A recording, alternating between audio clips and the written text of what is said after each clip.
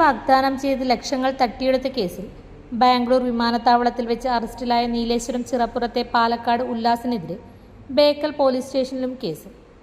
പനയാദേവൻ പൊടിച്ചപ്പാറയിലെ ബാലകൃഷ്ണന്റെ മകൻ എം ഗോപകുമാറിന്റെ പരാതിയിലാണ് ബേക്കൽ പോലീസ് ഉല്ലാസിനെതിരെ കേസെടുത്തത്. ഗോപകുമാറിന് ഫിൻലാൻഡിലേക്ക് ജോലിക്കുള്ള വിസ നൽകാമെന്ന് പറഞ്ഞ് പിതാവിൽ നിന്നും പല തവണകളിലായി 8.5 ലക്ഷം രൂപ വാങ്ങി വിസ നൽകാതെ വഞ്ചിച്ചുവെന്നാണ് കേസ്. 2023 സെപ്റ്റംബർ 21 മുതൽ വിവിധ തവണകളിലായി 8.5 ലക്ഷം രൂപ ബാങ്ക് അക്കൗണ്ട് വഴിയും ഗൂഗിൾ പേ വഴിയും നേരിട്ടും നൽകിയിട്ടും വിസയോ പണമോ തിരിച്ചു നൽകാതെ വഞ്ചിച്ചു എന്നാണ് ഗോപകുമാറിന്റെ പരാതി.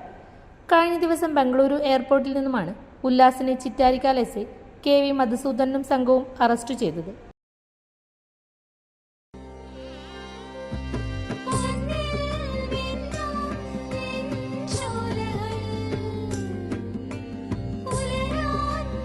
ഇതെനിക്ക് തരുവോ?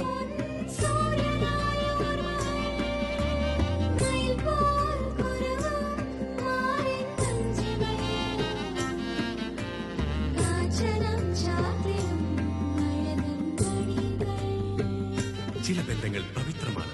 കണ്ണും നിറയും മനസ്സും നിറയും. സ്വന്തം ജോസ്കോ ജ്വല്ലേഴ്സ്. ഇനി